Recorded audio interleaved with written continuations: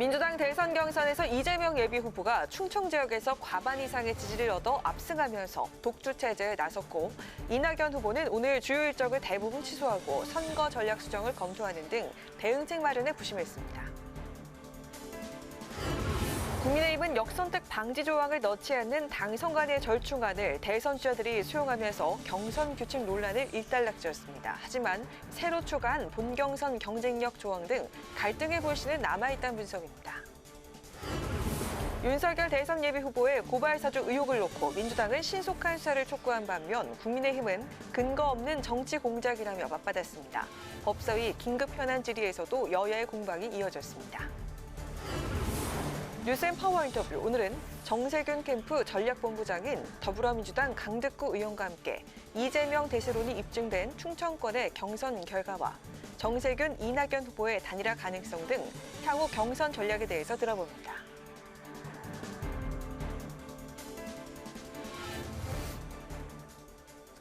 여러분 안녕하십니까? 9월 6일 의정종합뉴스 뉴스엔 시작하겠습니다. 오늘은 법사위 중계방송 관계로 조금 늦게 방송합니다. 지난 주말 민주당 충청권 경선에선 이재명 후보가 과반 압승을 거두며 초반 기세를 제압했습니다. 이제 대선 주자들은 다음 지역 순회 경선을 향해 발빠르게 움직이고 있는데요. 이재명 후보는 강원도를 직접 찾아 대세론 굳히기에 나섰고, 충격적인 결과를 받아든 이낙연 후보 캠프는 일정을 대거 취소한 채 전략 재점검에 나섰습니다. 김세정 기자가 보도합니다. 여권 대선 주자들은 다음 순회 경선 지역인 대구, 경북과 강원을 공략했습니다. 민주당 경선의 바로미터로 평가됐던 충청권에서 압승한 이재명 후보, 기세를 이어가는 데 주력했습니다. 이 후보는 강원도를 직접 찾아 평화특별자치도 추진과 금강산 관광 재개 등 강원권 공약을 발표했습니다. 문재인 정부와의 정책 차별화에 대한 질문엔 일부러 차별화할 생각은 없다고 강조했습니다. 차별화냐 개성이냐 자꾸 흑이냐 백이냐 자꾸 양다태기를 요구하는 질문을 많이 받아서 저도 연구를 했습니다.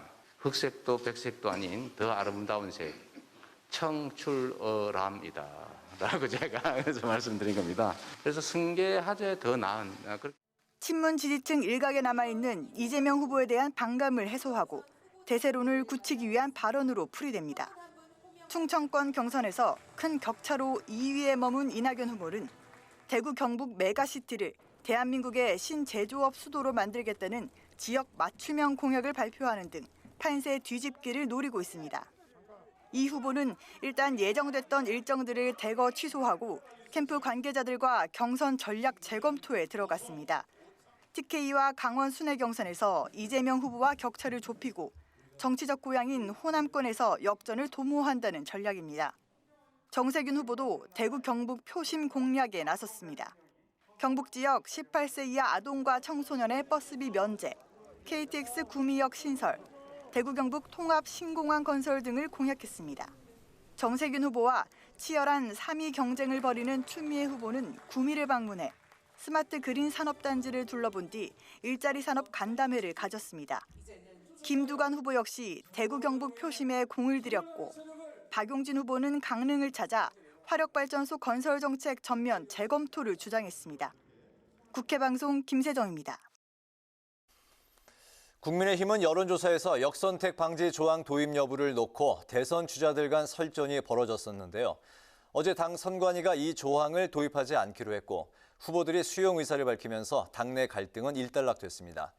다만 새롭게 도입하기로 한 본선 경쟁력 조항 등을 놓고 이견이 나오면서 갈등의 불씨가 언제든 되살아날 수 있다는 전망입니다.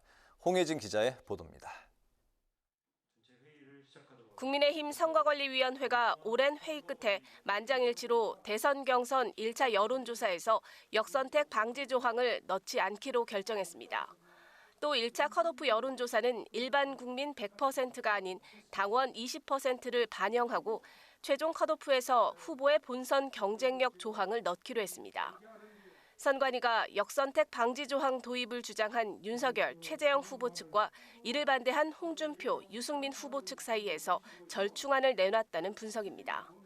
선관위 결정에 대부분의 후보들이 수용 의사를 밝히면서 논란은 일단락된 모습이지만 갈등의 불씨는 여전히 남아 있습니다. 당장 본선 경쟁력 조항과 관련해 불만의 목소리가 나오고 있는 겁니다. 홍준표 후보는 입장문을 내고 선관위 결정에 대해 선관위원 전원의 합의는 존중하겠다면서도 또 다른 불씨를 안고 있다고 지적했고, 하태경 후보도 당내 경선에서 한 번도 실시한 적 없는 경쟁력 조사를 도입하는 게 적절한지 의문이라고 밝혔습니다. 정홍환 선관위원장은 본선 경쟁력 조항이 여권 후보와 1대1 대결 시 결과에 대해 묻는 것이라면서도 구체적인 내용은 공개할 수 없다고 밝혔는데, 세대나 정치 성향 등에 따라 조사 결과가 달라질 수 있고 단순 지지율로 본선 경쟁력을 판단하는 것도 쉽지 않아 논란이 될 수 있다는 지적입니다. 경선 룰뿐만 아니라 토론회 등을 놓고도 갈등이 재현될 가능성이 있습니다.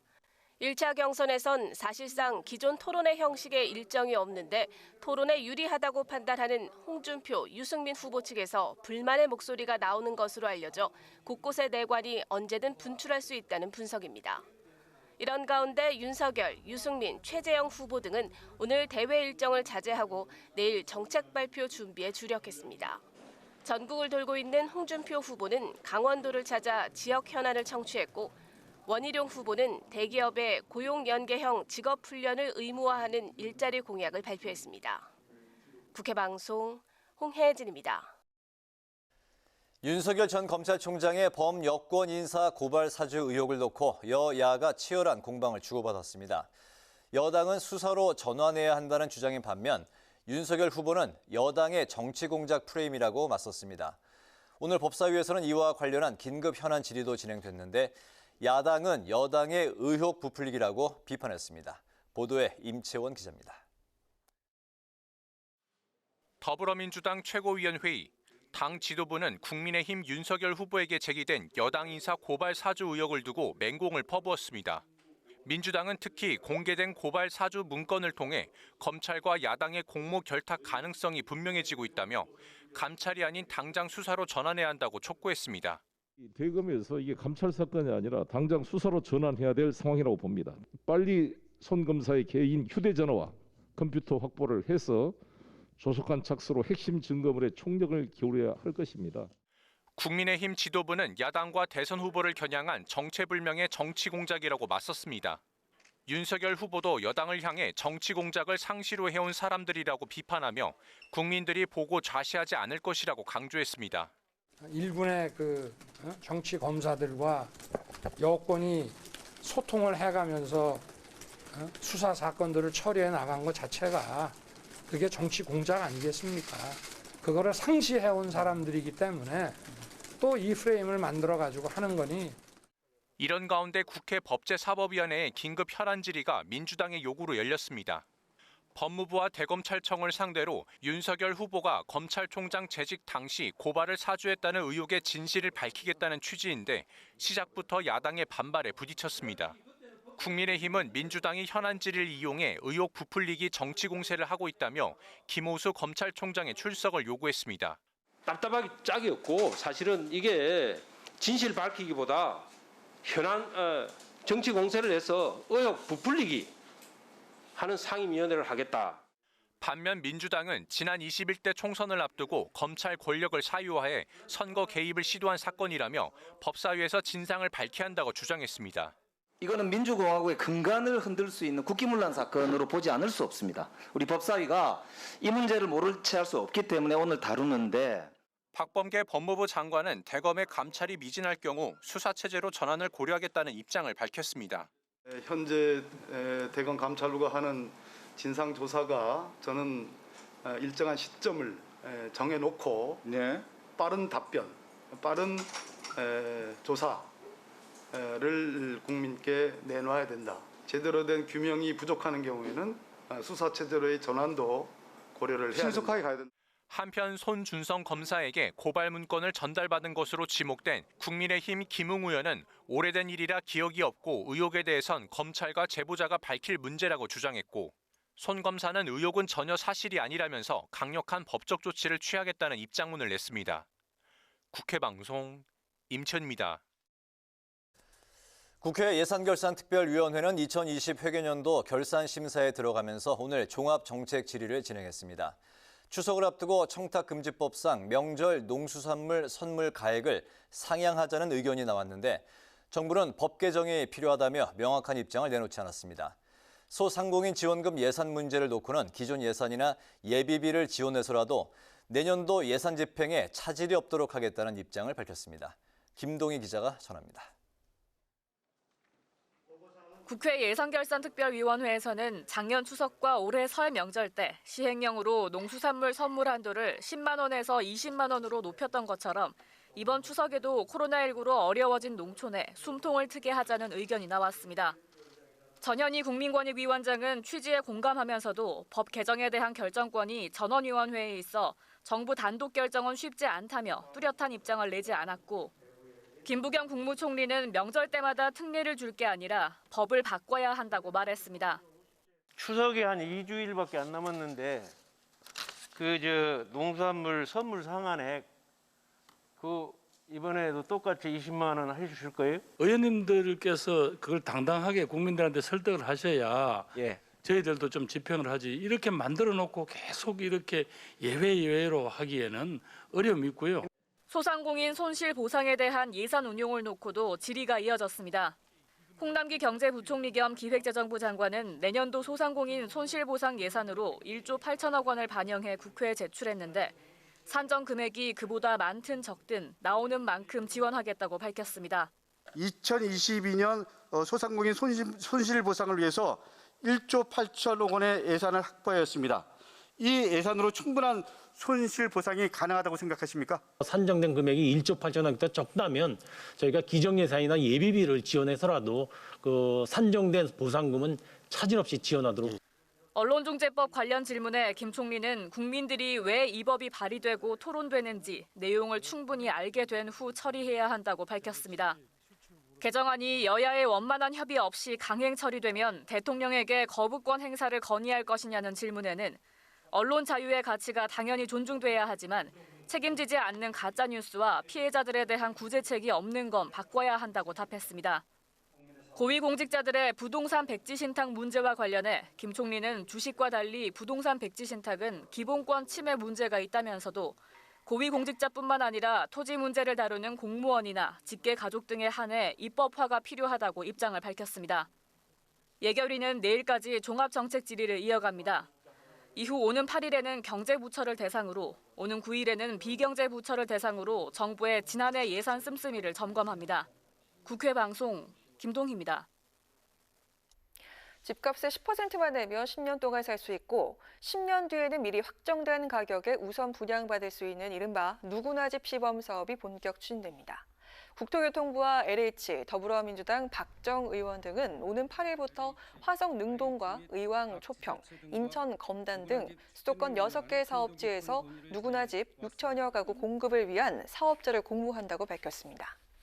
누구나 집은 무주택자가 집값의 10% 수준인 보증금의 주변 시세의 85에서 95% 이하 임대료로 10년간 산 뒤 사전 확정 분양 가격으로 무주택 임차인에게 우선 분양하는 제도입니다. 국민의힘이 부산, 울산, 경남 지역 현안과 예산 문제를 점검하기 위한 첫 예산정책협의를 열었습니다. 부산시청에서 열린 이번 예산정책협의회에는 국민의힘 김기현 원내대표 등 주요 당직자와 함께 박형준 부산시장을 비롯한 지역 국회의원도 참석해 가덕 신공항에 조속한 건설 등 지역 현안에 대한 당 차원의 지원 방안을 논의했습니다. 국민의힘은 부산을 시작으로 한 달간 권역별 전국 예산정책협의회를 돌면서 다가오는 대선과 지방선거에서 민심을 잡는 계기를 마련한다는 방침입니다. 정의당은 양경수 민주노총 위원장을 구속 적부심에서 석방하지 않는다면 더불어민주당 송영길 대표와 김창룡 경찰청장을 고발하겠다고 밝혔습니다. 여영국 대표는 대표단 회의에서 대선 유세를 핑계로 방역 지침을 어긴 민주당 송영길 대표와 이를 방치한 경찰청장에 대한 고발을 심각하게 검토하겠다고 말했습니다. 이어 법은 공평하게 집행돼야 한다며 코로나 시국에 노동자는 생존권마저 박탈당하고 있는데 방역 지침을 어겼다는 이유로 그 대표를 인신 구속하는 잔인한 사회를 더는 두고 볼 수 없다고 강조했습니다. 박병석 국회의장이 내일 오스트리아 빈에서 열리는 제5차 세계 국회의장 회의에 참석합니다. 이번 회의에는 국제의회연맹회원국 179개국 중 110개국이 참여하며 각국 국회의장 87명이 참석합니다. 박 의장은 잠시 후 시작하는 오스트리아 하원 의장과의 회담을 시작으로 러시아, 일본 등 16차례 양자 국회의장 회담을 가집니다. 박 의장은 이에 앞서 오스트리아 동포 대표 초청 간담회를 열고 교민들의 코로나19 상황에서의 경제적인 어려움을 경청하고 격려했습니다. 금태섭 전 의원과 진중건 전 동양대 교수, 권경애 변호사가 이번 대선 이후를 생각하는 모임을 뜻하는 선후 포럼을 결성했다고 밝혔습니다. 이들은 각각 SNS에 글을 올려 우리 정치의 고질적인 문제를 꼽아보고 나름의 해법을 제시해보려 한다며 이같이 밝혔습니다. 그러면서 정치, 외교 등 다양한 전문가들과 함께 각 캠프의 공약을 분석하려고 한다며 선거가 임박했을 때 후보들에 대한 평가를 밝힐 계획이라고 말했습니다. 이들은 오늘 10일 유튜브 영상을 통해 첫 토론을 공개할 예정입니다.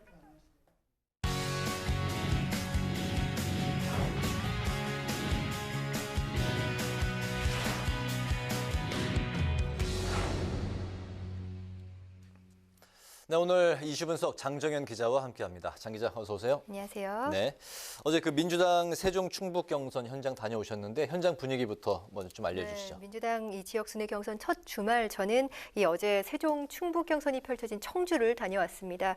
제가 행사 시작 2시간 전 청주에 도착했을 때 이미 행사장 주변에는 각 캠프 지지자들의 응원전이 한창이었는데요. 네. 1, 2위의 이재명, 이낙연 후보 지지자들은 현장에서 신경전도 벌였습니다.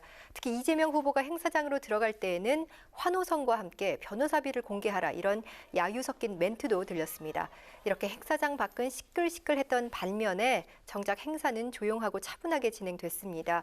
코로나 방역 때문에 취재 기자도 20명으로 입장을 제한하는 등 행사장 안은 후보들과 당 관계자, 취재진 등 100명이 채 안 되는 인원만 입장했고요. 비표 없이는 아예 건물 내부로 들어가는 것조차 불가능했습니다. 대선 경선이라 하면 예년에는 수천 명에 달하는 각 후보 지지자들이 그 지역의 가장 큰 체육관으로 몰려 환호성이 가득했었는데요. 이번에는 코로나가 초래한 차분한 대선 경선을 경험할 수 있었습니다. 네, 충청권 경선에서 이제 결국에 이재명 후보가 이제 큰 표차로 압승을 거뒀는데 이재명 후보 스스로도 이제 그 소회에서 예상 밖의 승리라고 이렇게 밝혔네요. 네, 이재명 후보는 이 과반을 넘는 압승을 거두고 어제 소감을 밝혔는데요. 먼저 발언부터 들어보시죠. 예상치보다 높은 지지율이어서 감사하다는 말씀 먼저 드립니다. 득표율이나 또 지지율에 연연하기보다는 저에게 기대하는 것들이 아마 우리 국민 여러분이나 또 당원들에게 있으실 것이기 때문에 그 기대치에 맞게 제가 최선을 다하겠다 이런 마음으로 앞으로도 임하려고 생각하고 있습니다. 경선 완주까지 최선을 다하겠다 이런 요지였는데요. 이재명 후보 오늘 곧바로 이번 주말 승부처인 강원을 찾아 지역 공약을 발표하며 대세론을 이어가는 데 주력했습니다. 특히 이번 주말에는 대구 경북과 강원 지역 대의원과 권리당원 투표 결과와 함께 64만 명이 넘는 1차 국민선거인단 투표 결과도 발표되는데요. 이 1차 슈퍼위크 결과에 따라 대충 경선 판세가 잡힐 것으로 예측되기 때문에 이재명 후보에게는 과반을 넘겨 결선 투표 없이 본선으로 가느냐 마느냐의 첫 기로가 될 것 같습니다. 반면 이재명 후보에게 이 2배 스코어 수준으로 밀린 이낙연 후보는 이 격차를 좁히기 위한 전략 수정이 불가피해졌습니다. 이미 정치권 안팎에서는 충청권 표심을 보니 오히려 명락대전의 네거티브 공방이 이낙연 후보에게 독이 됐다 이런 해석이 많은데요. 결국 이낙연 후보 오늘 예정됐던 모든 일정을 취소하고 캠프 전략 수정에 들어갔습니다. 어떤 대책이 나올지는 지켜봐야 할 것 같은데요. 호남 경선에서 역전을 노리고 또 다른 후보들과의 연대 전선을 통해서 결선 투표에서 반전을 꾀한다 이런 목표 아래 전략을 수정하지 않을까 싶은데요. 이낙연 후보 어제 충청권 패배 말을 아끼면서도 이 전략 수정 필요성을 언급했습니다. 어제 소감 들어보시죠. 충청권 주민들의 권리당원과 대의원들의 뜻을 겸허하게 받아들입니다. 앞으로 남은 일정 모두 최선을 다하겠습니다. 메시지를 어떻게 할 것인가, 정책을 어떻게 할 것인가 검토를 해야죠.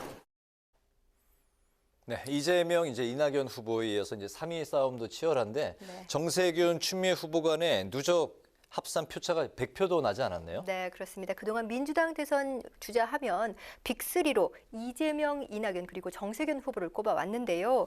막상 이 충청권 뚜껑을 열어보니 정세균, 추미애 후보의 표차가 92표에 불과했습니다. 매우 근소한 표차였는데요. 네. 이 정세균 후보의 이 합산 결과 간신히 3위를 지키긴 했지만 세종 충북 경선에서는 추미애 후보에 밀려 4위를 하면서 예상 밖의 결과로 받아들여지는 것 같습니다. 정세균 캠프 측은 20명이 넘는 현역 의원들과 함께 탄탄한 당내 기반을 바탕으로 그동안 충청권에 올인해온 반면에 추미애 캠프에는 현역 의원이 단 한 명도 없는데요. 결국 추미애 후보의 팬덤이 작용한 것으로 보이는데 추 후보는 최근 이 국민의힘 윤석열 후보의 고발 사주 의혹과 관련해 추미애가 옳았다 이 슬로건을 강조하면서 정세균 후보 뒤를 바짝 추격하고 있고요. 정 후보 측은 1차 슈퍼위크에서 3위 주자로서 입지를 공고히 다진다 이런 전략으로 이번 주 경선 지역에 공을 들일 것으로 보입니다. 네, 이번에 이제 국민의힘 상황도 한번 이제 살펴보죠. 어제 정홍원 선관위원장이 사의를 표했다가 이제 다시 걷어들이는 이제 그런 소동이 있었는데 네. 국민의힘 선관위가 결국 역선택 방지 조항을 도입하지 않기로 했네요. 네, 이 홍준표, 유승민 후보 측 국민의힘 공정 경선 서약식에도 불참하는 이 공동 행보를 보이면서 결국 역선택 방지 조항 도입을 막아냈습니다. 막판에는 최재형 후보도 이 당의 입장을 따르겠다고 입장을 선회하면서 윤석열 후보만이 역선택 방지 조항 도입을 주장하는 형국이 됐었는데요. 어제 공정 경선 서약식에 앞서 이 정홍원 선관위원장이 사의를 표명했다가 지도부가 만류에 철회하는 소동까지 빚어지면서 이 갈등이 커지는가 싶었는데 결국 국민의힘 선관위는 마라톤 회의 끝에 역선택 방지 조항을 넣지 않기로 했습니다.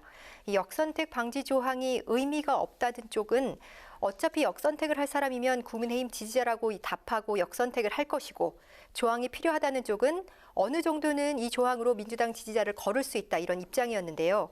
국민의힘 당원과 지지자들에게 지지율 선두를 달리는 윤석열 후보에게는 이 조항이 상대적으로 더 유리하고 호남 지지율이 높은 홍준표 후보나 이 중도 지지율 확장을 노리는 유승민 후보에게는 불리하게 작용할 수 있다 이렇게 해석이 되었습니다. 하지만 국민의힘은 이 역선택 방지 조항을 경선 여론조사에 넣지 않는 대신에 최종 후보 선출을 위한 여론조사에서 본선 경쟁력을 묻기로 했는데요. 여기에도 이 갈등의 불씨는 남아 있습니다. 이 본선 경쟁력 문항을 놓고 네. 여전히 후보별로 유불리 판단이 다를 수 있다는 건데요. 일각에서는 이 또한 윤석열 후보 측에 유리한 게 아니냐 이런 불만 섞인 목소리가 벌써부터 나오고 있습니다. 네. 잘 들었습니다. 오늘 이슈 분석에서는 민주당의 주말 충청도 경선 결과 그리고 국민의힘 역선택 방지 조항 삭제 등을 중심으로 살펴봤습니다. 장 기자 잘 들었습니다.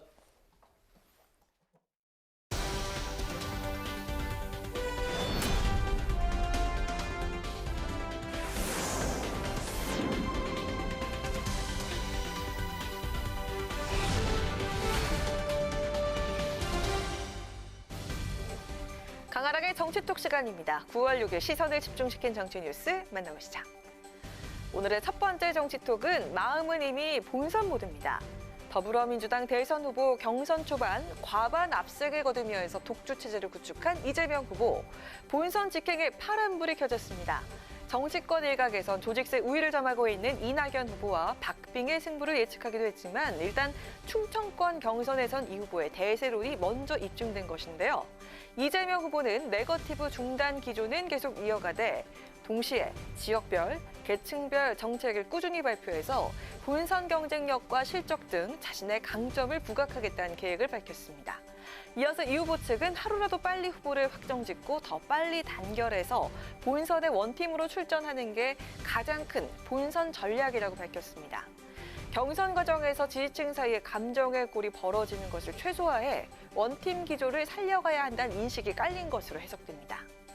한편 당심과 민심을 모두 확인한 이재명 후보, 마음이 한결 편해진 것일까요?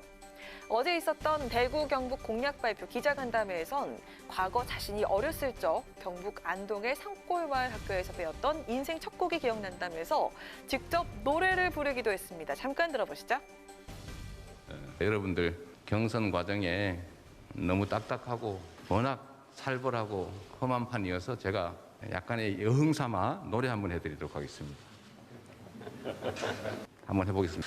부르자 우렁차게 도민의 노래 빛내자 우리 경북 대한의 자랑. 잘하지 않습니까? 이재명 후보가 직접 노래를 부르는 건 처음 보는 것 같은데요. 이 후보의 목표대로 현장 분위기는 확실히 화기애애해졌을 것 같습니다. 민주당 대선 경선 레이스 첫 승부처 캐스팅 보트, 충청권의 표심을 잡은 이재명 후보, 본선 직행에 유리한 고지를 선점했습니다. 민주당 경선에서 불고 있는 이재명 대세론, 1차 슈퍼위크에 이어서 텃밭 호남에서도 위력을 발휘할 수 있을까요? 이어서 오늘의 두 번째 정치톡은 이대남 표심 잡은 홍입니다. 국민의힘 대선 주자인 홍준표 의원의 상승세가 심상치가 않은데요. 오늘 발표된 한 여론조사를 살펴보면요. 차기 대선 후보 적합도 조사에서 홍준표 의원이 민주당 대선 주자인 이낙연 후보를 제치고 3위에 올랐습니다. 정치 경력 25년의 베테랑 홍 의원의 저력이 바로 이런 것일까요? 가파른 상승세를 발판 삼아서 향후 야권에서 대장주로 꼽혀온 윤석열 후보와 양강 구도를 형성할지 관심이 쏠리고 있습니다. 홍 의원의 지지율 상승, 그 배경엔 20대 남성, 즉 이대남의 전폭적인 지지가 있습니다. 최근 여론조사에서도 홍 의원은 20대 남성들로부터 11%의 지지를 받아서 14%의 지지를 받은 민주당 이재명 후보에 이어서 2위를 기록했습니다.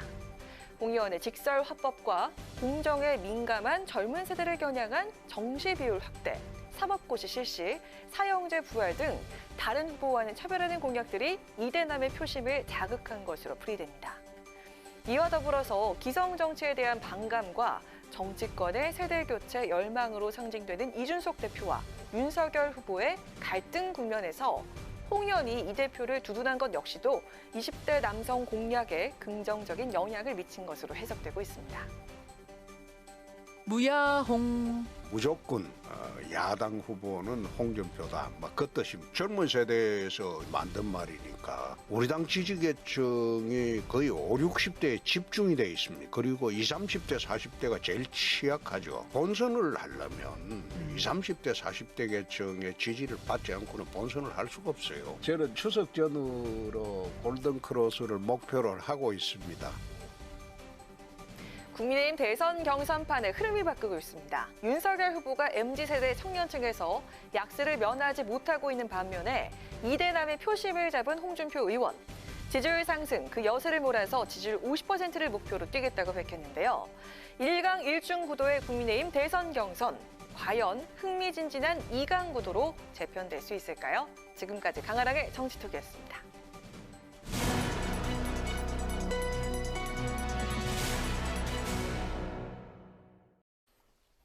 네, 국민의힘 대선 주자 윤석열 후보의 고발 사주 의혹, 9월 정기국회에 뜨거운 쟁점으로 급부상했습니다. 이런 가운데 국민의힘의 이른바 역선택 룰 전쟁이 선관위 절충안에 따라서 일단 막을 내린 모습인데요. 관련 얘기를 윤석열 캠프의 김병민 대변인과 함께 짚어보도록 하겠습니다. 김 대변인님 나와 계시죠? 예, 안녕하세요. 반갑습니다. 네, 안녕하십니까. 네, 첫 질문 드리겠습니다. 네, 여야의 윤석열 후보의 고발 사주 의혹과 관련해서 법사위에서 그야말로 오늘 이제 정면 충돌을 했는데요. 윤석열 후보는 여권의 정치 공작이다 이렇게 이제 주장을 했고, 여당은 후보직에서 사퇴하고 즉각 수사를 받아야 한다 이렇게 이제 공세 수위를 높였습니다. 윤석열 캠프의 입장은 어떤 겁니까? 때만 되면 나타나는 정치 공작 행태에 대해서 매우 안타까운 생각을 갖고 있습니다. 윤석열 예비 후보가 지금의 유력한 대권 주자로 떠오르게 만들었던 배경 중에 하나는 법으로 규정되어 있는 검찰총장직에 있음에도 불구하고 여러 가지 억지성, 음해성 징계를 통해서 윤 전 총장을 쫓아내려고 했던 범여권의 말도 안 되는 일들이 벌어졌기 때문이 아닌가 이렇게 생각을 합니다. 이번 뉴스버스의 일방적인 보도 내용을 살펴보면 윤석열 전 총장, 당시 검찰총장으로 재직돼 있던 윤석열 지금의 예비 후보와 연결질 수 있는 내용이 없음에도 불구하고 출처 불분명한 고발장 하나를 바탕으로 윤석열 예비 후보에 대한 정치 공세를 이어가고 있습니다. 이러한 참담한 모습들에서 대통령 선거를 앞두고 있는 국면에 두 번 다시 정치 공작, 음해성 보도들이 판을 쳐서는 안 된다는 입장 분명히 말씀드리고 있습니다. 네, 윤석열 후보 오늘 이준석 대표와 단독 면담을 가졌죠. 윤 후보의 고발 사주, 의혹에 대한 대화는 나누지 않았다고 전해지고 있는데 의혹과 관련해서 정말 조금의 논의도 없었습니까? 예, 한 1시간 정도 가량 이준석 대표와 또 윤석열 후보와의 면담 과정들이 있었습니다. 단 둘 간의 만남이었기 때문에 어떤 얘기들이 오고 갔는지는 외부의 사람들이 알기는 어렵습니다만 어젯밤 늦은 시각 선거관리위원회에서 어렵사리 이 경선에 관한 룰을 통과시켰습니다. 이제 본격적으로 경선이 시작되고 있는 과정이기 때문에 대선의 후보 중에 한 명으로 대표를 찾아뵙고 면담 과정을 통해서 성공적인 경선을 이끌어가기 위한 좋은 만남을 이뤘던 것으로 알고 있고요. 지금 얘기되고 있는 이 뉴스버스의 의혹적인 말도 안 되는 보도 내용들에 대해서는 당 차원에서도 최고위원들 또 여러 국회의원들이 앞다퉈 나서서 문제를 제기하고 있는 상황으로 알고 있습니다. 네, 그렇다면 고발 사주 의혹 관련해서 이 대표와 논의는 언제쯤 이루어지게 될까요? 지금 현재 문제가 있다 판단되고 있는 당의 최고위원 등 많은 정치인들이 나서서 범여권의 정치 공세에 맞서고 있기도 하고요. 또 캠프 차원에서도 분명하게 사실관계가 아니다라고 하는 측면들을 언급하고 있습니다. 아마도 더불어민주당에서 본격적으로 여권 진영의 정치 공세로 이 문제를 끌어당기는 모습들이 더 격화되기 시작한다면 당 차원에서도 분명하게 이러한 상황에 대한 문제 제기에 나서지 않을까 생각하고 있습니다. 네, 알겠습니다. 국민의힘이 이제 대선 경선에서 역선택 방지 조항을 결국 이제 도입하지 않기로 결론을 냈는데요. 대신 그 1차 컷오프에서 20% 당원 투표를 반영하고 또 최종 경선에서는 본선 경쟁력을 이제 묻기로 했는데 이런 그 선관위의 절충안 윤석열 캠프에서는 어떻게 바라보고 계십니까? 애당초부터 윤석열 예비후보 스스로가 어떤 결정을 내리든지 간에 선거관리위원회 결정을 존중한다고 밝힌 바가 있습니다. 여러 후보들이 있고 또 후보들 간에 각자 가지고 있는 생각들이 조금은 다를 수 있었을 겁니다. 특히 윤석열 예비후보의 국민 캠프 같은 경우도 이번 대통령 선거 국면에서 정권 교체를 원하지 않는 국민들이 조직적으로 만약 국민의힘 경선에 참여해서 다른 선택을 하게 됐을 경우 후보의 본선 경쟁력이 약화될 수 있다라는 국민들의 주장이 있었기 때문에 이러한 내용의 우려를 언급했던 것이고요. 하지만 이 내용들이 받아들여지지 않다 하더라도 본선 경쟁력을 높일 수 있는 또 새로운 대안을 선거관리위원회가 마련한 만큼 이에 대해서 존중하고 또 경선 룰을 따라서 보다 화합과 단결하는 선거를 잘 끌고 가야겠다는 후보의 생각이 변함이 없습니다. 네, 그 이번 주에 정책 공약 발표회와 이제 공개 면접이 예정돼 있는데요. 윤석열 후보는 어떻게 준비하고 있습니까? 예, 내일 3가지 정책을 국민 앞에 발표하는 시간을 가지게 됩니다. 봉사활동도 하고 또 국민 면접도 하게 되고 주어진 당의 절차에 맞춰서 경선 일정을 잘 수행할 것이고요. 윤석열 후보가 국민께 약속드렸던 상식과 공정이 넘쳐나는 세상을 만들기 위해서 오직 국민의 눈높이에 맞춰 국민을 바라보고 새로운 나라를 만들기 위한 좋은 정책들 내일 국민 앞에 보여드릴 수 있을 거라 생각합니다. 네, 오늘 말씀 잘 들었습니다. 예, 고맙습니다. 네, 지금까지 윤석열 캠프의 김병민 대변인이었습니다.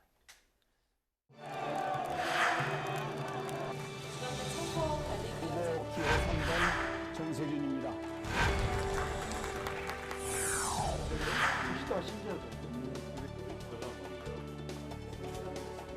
시간이요. 속칼, 준비를 마치겠습니다.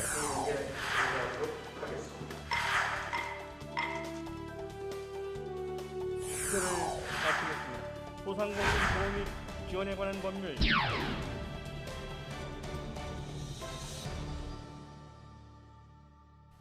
네, 이번 시간은 뉴스앤파워 인터뷰 코너입니다. 더불어민주당 대선 주자 이재명 후보 첫 순회 경선 지역인 충청에서 압승하며 대세론을 입증한 가운데 3위 정세균 후보와 4위 추미애 후보 초접전 양상을 보이고 있습니다. 충청 당심을 확인한 정세균 캠프의 분위기와 향후 전략, 정세균 캠프의 전략본부장인 더불어민주당의 강덕구 의원과 함께 관련 이야기 나눠보도록 하겠습니다. 의원님 어서 오십시오. 예, 안녕하세요. 반갑습니다. 안녕하세요. 네, 감사합니다.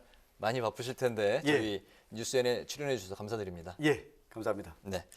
첫 질문 드리겠습니다. 먼저 그 여야의 현안부터 이제 짚어보도록 하겠습니다. 뭐 저희 방송 이제 앞에 일찍 들어오셔서 이제 쭉 지켜보셨는데, 지켜봤습니다. 국민의힘의 이제 대선 주자 윤석열 후보의 이제 고발 사주 의혹이 이제 대선판을 이제 뒤흔들고 있는 상황인데요. 윤석열 후보는 정치 공작 프레임이다라는 이제 입장인데, 이 관련 의혹 어떻게 보고 계십니까? 그러니까 윤석열 후보 측에서 정치 공작 프레임으로 이 사건을 규정하려고 하고 있죠.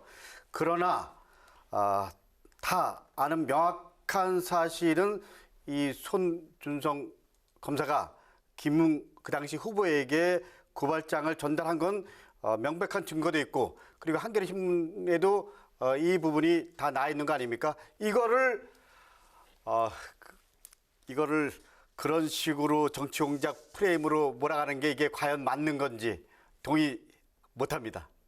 네, 예, 알겠습니다. 네, 정세균 캠프 전략본부장을 맡고 계시잖아요. 이번에 충청 지역 당심을 살펴봤는데 이재명 후보가 초반 승기를 잡았고 또 정세균 후보는 3위를 지켜냈습니다. 이번 결과 어떻게 보십니까? 저는 소위 지금 고발 관련된 조금 전에 말씀하신 이 프레임 뭐 이런 분들도 이 일정 정도 영향이 있다라고 생각합니다. 어떻게 보면 이번 그 충청권은 우리 당의 권리당원과 대의원이 투표를 한 거죠. 제가 보기에는 우리 당에서 좀 더 예를 들면 좀 강한 후보 그리고 제대로 싸울 수 있는 후보를 선택한 부분도 있을 것 같습니다. 정세균 후보가 상대적으로 그런 부분에 대해서 좀 유연성 그리고 상대적으로 그런 부분에 대해서 임팩트가 약한 부분 이런 부분이 일종의 좀 약간 밀린 부분도 그런 이미지와 연관돼 있다라고 생각을 하고요. 그리고 앞으로 이번에는 뭐 한 6만 명 정도 참여한 거 아닙니까? 그러니까 좀 더 사항들은 지켜봐야 된다라는 게 대체적인 내부의 입장입니다. 네, 알겠습니다.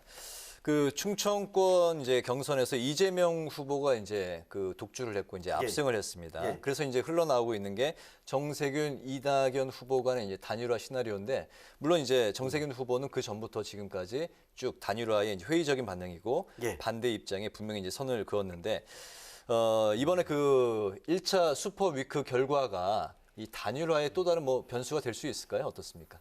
1차 슈퍼 위크 결과가 저는 변수가 될 수도 있다라고 생각을 합니다. 그 변수라는 건 사실은 어떻게 보면 후보 진영 간의 입장 속에서 뭐 조율이라든지 이런 것보다는 어떻게 보면 지지하는 층들이 예를 들면 단일화에 대한 요구를 할 수도 있다라고 생각합니다.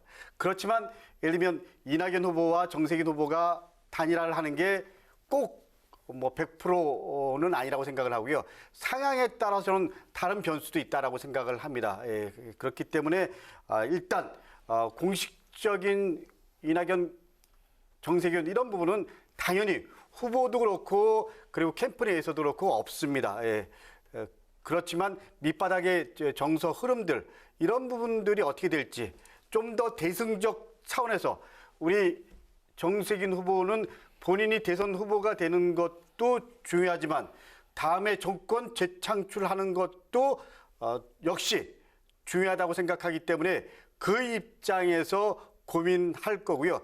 캠프도 그 입장에서 대승적 차원에서 큰 틀에서 고민을 할 겁니다. 적어도 그 지금 입장에서는 1차 슈퍼 위크가 중요한 의미를 가지지만 최선을 다하고 그리고 1차 슈퍼 위크에 저희들이 총력을 기울이고 있기 때문에 의미 있는 나름대로 표들이 나올 수 있다라는 기대를 여전히 하고 있습니다. 네네. 1차 이제 슈퍼 위크가 이제 단일화 포함해서 여러 가지 시나리오가 이제 나올 수 있는 그런 이제 변곡점이 될 수 있다라고 변곡점은 될 수도 있다. 될 수도 있다라고 이제 말씀을 하셨는데 다음 달 이제 10월 10일이 서울을 이제 마지막으로 해서 이제 여당, 그 민주당의 경선이 이제 모두 끝나지 않습니까?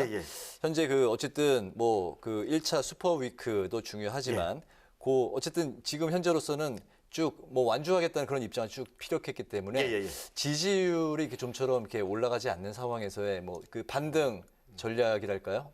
어떻게 있습니까? 저도 사실 있는 그대로 말씀드리면 정세균 후보를 안 지 100일도 안 됐습니다. 근데 저는 후보를 제가 지지하고 이런 과정에서 가장 중요하게 생각하는 부분이 시대 정신과 맞는 후보, 이런 고민을 합니다. 그런 고민 속에서 정세균 후보가 살아온 역정, 그리고 또 당대표, 국무총리, 그리고 국회의장으로서 보여준 여러 가지 리더십, 그리고 또 성품, 그리고 통합적 사고, 이런 부분에서 향후 대한민국 5년 지도자로서 손색이 없는 분이라고 생각을 해왔고, 제가 열심히 하고 있습니다. 저는 가장 중요한 건 정세균을 어떻게 알릴 거냐라는 게 가장 중요하다고 생각을 하고요. 그리고 두 번째, 시대 정신에 맞는 고민들 속에서 좋은 공약들을 저희들이 나름대로 최선을 다해서 준비했습니다.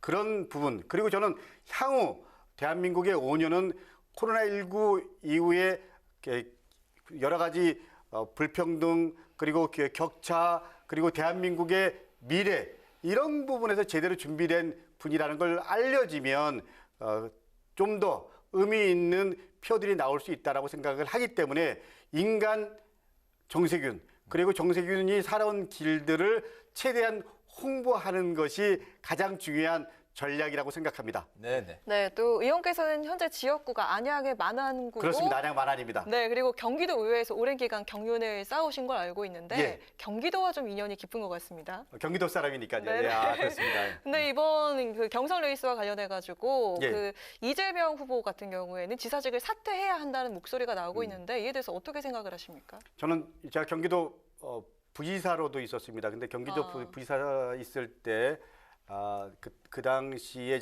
낭영필 지사가 그 대통령 경선에 참여했죠. 네. 그리고 이제 경기도 의원으로 있을 때 김문수 지사가 대통령 후보로 또 경선에 뛰어들었습니다. 제가 부지사 도의원 경험 속에서 말씀드리면 경기도 도정이라는 게 그렇게 만만치 않습니다. 이 도정의 최고 책임자가 있는 경우와 없는 경우가 아주 차이가 큽니다. 어떻게 보면 김두관 우리 후보 같은 경우도 가장 예를 들면 본인 입장에서 정치적으로 좀 가슴 아픈 부분이 도지사직을 사퇴했던 일이라고 이렇게 얘기했잖아요.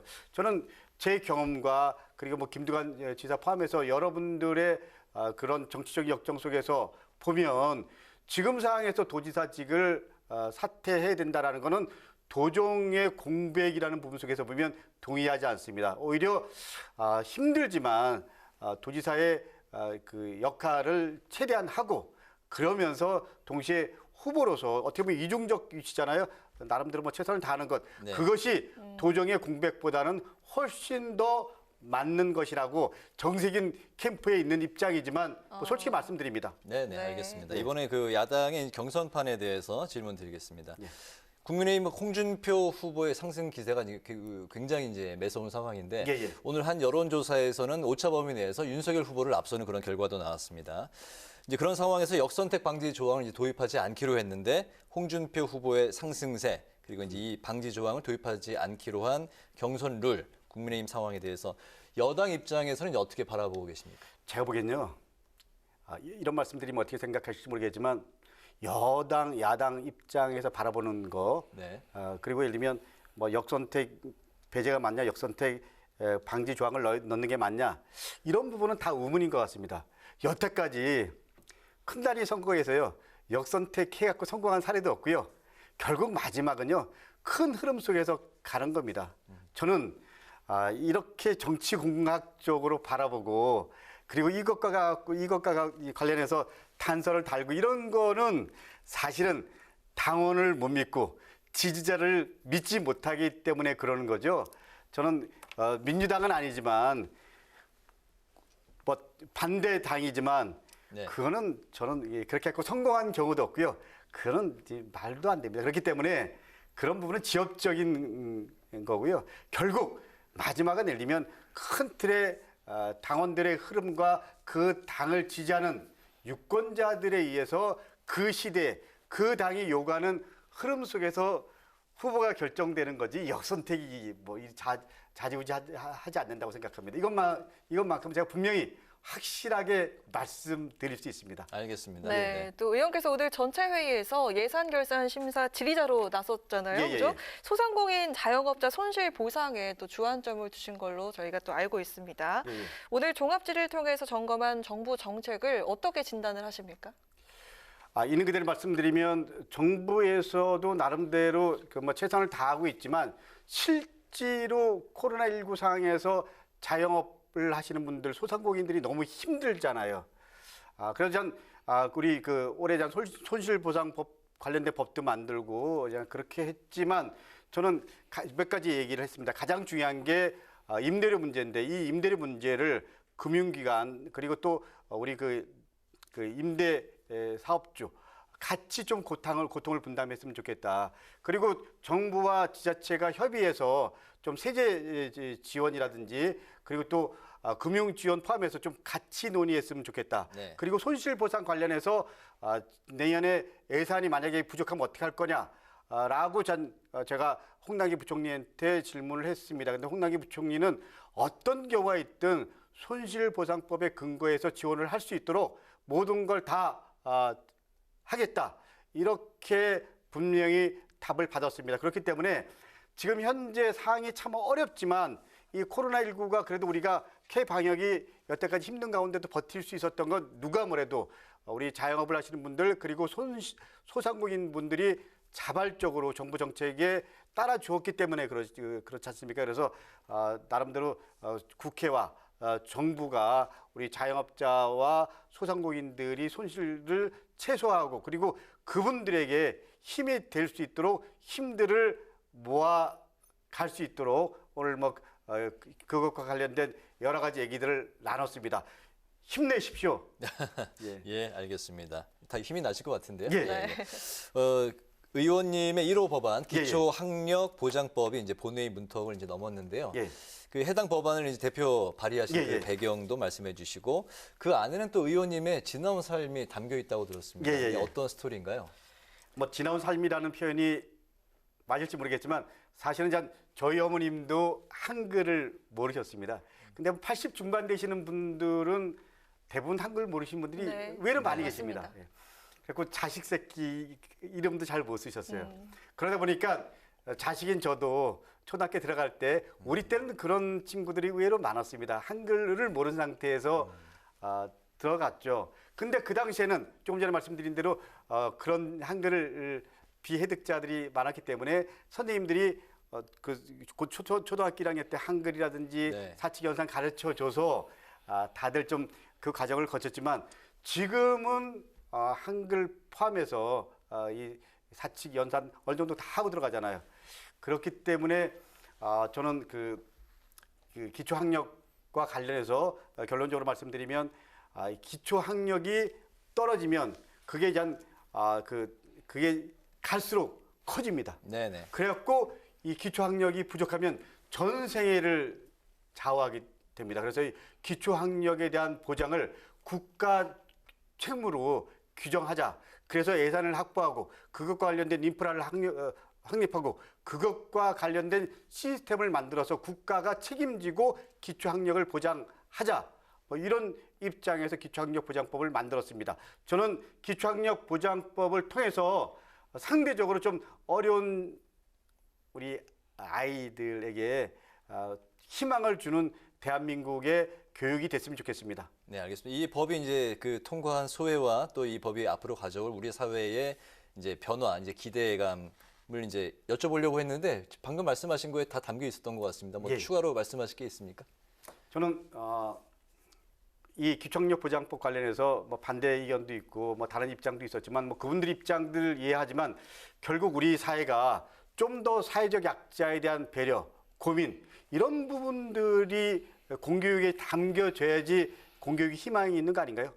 공교육이 계층 사다리, 계층 이동의 통로가 되는 것 이게 열린 사회 아닌가요? 네네. 계층 이동을 막고 그리고 희망 사다리를 끌어버리고 이거는 바람직하지 않잖아요. 저는 기초학력보장법을 통해서 계층 이동 사다리를 좀 더 두텁게 하고 그리고 희망의 우리 교육 현장이 될 수 있도록 기초학력보장법이 의미 있는 법이 될 수 있도록 그 이후에 절차에서 최선을 다해서 보완하도록 하려고 합니다. 같이 희망을 만들었으면 좋겠습니다. 알겠습니다. 개천에서 용이 많이 나올 수 있는 그런 사회를 이제 꿈꾸시는 걸로 이해하겠습니다. 예, 저도 어떻게 보면 개천에서 용난 경험입니다. 예, 잘 알겠습니다. 네, 이제 마지막으로 21대 국회에서 꼭 이루고 싶으신 목표 한 말씀 들어보겠습니다. 저는 코로나19 이후에 대한민국 사회가 격차가 더 심해졌습니다.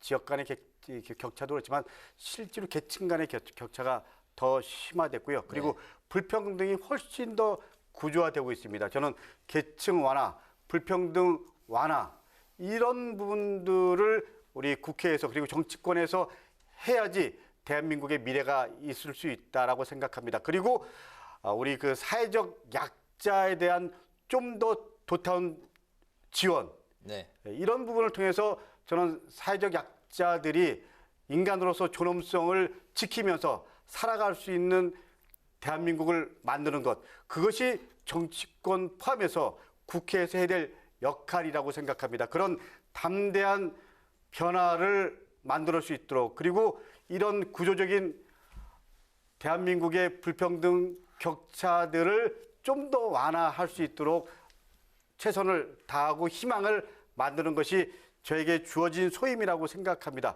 그 소임을 만들어내기 위해서 최선을 다하고 싶습니다. 알겠습니다. 감사합니다. 의원님이 희망하시는 그런 바가 앞으로 많이 이루어지기를 저희도 기대하겠습니다. 오늘 그 뉴스앤파워 인터뷰에서는 민주당의 충청권 경선 결과 그리고 정세균, 이낙연 후보 단일화 가능성 등 향후 민주당의 경선 전략을 중심으로 살펴봤습니다. 지금까지 더불어민주당의 강덕구 의원과 함께했습니다. 의원님 오늘 말씀 잘 들었습니다. 예, 감사합니다. 고맙습니다. 예, 감사합니다. 네, 오늘 밤을 시작으로 내일은 전국 대부분 지역에 비가 내리겠는데요. 중부와 전남, 제주 지역에 최고 80mm 정도의 비가 내리겠고 그 밖의 지역에도 최고 60mm 정도 예상됩니다. 내일 아침 기온은 오늘보다 낮겠고 한낮 기온 오늘보다 3, 4도가량 높아질 것으로 보입니다. 오늘 뉴스에는 여기서 마치겠습니다. 국민의 국회를 위해서 내일도 뉴스N이 함께하겠습니다. 시청해주신 여러분 고맙습니다.